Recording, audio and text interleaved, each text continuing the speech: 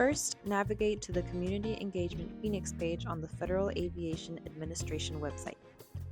Scroll down to Phoenix Airspace Noise Mapping Tool Models and click the link to open the next page. This is the noise mapping tool for Arizona. This tool shows data for noise levels the FAA has modeled in the study area. Noise data is presented as decibels, abbreviated as dB. Each blue circle represents noise analysis results. Find the search bar in the top left corner of the map, type in the desired address. Addresses will begin to appear. Click the desired address.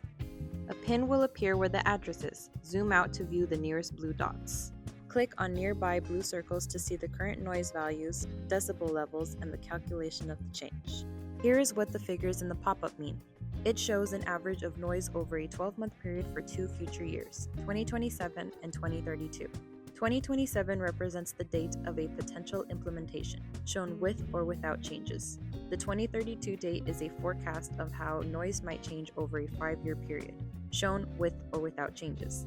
The decibel data shown is calculated in day-night equivalent sound level, abbreviated as DNL.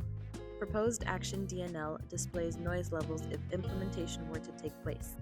No action alternative DNL displays noise levels if no changes were to take place. Change in DNL is the difference in noise levels between the two potential options, higher or lower.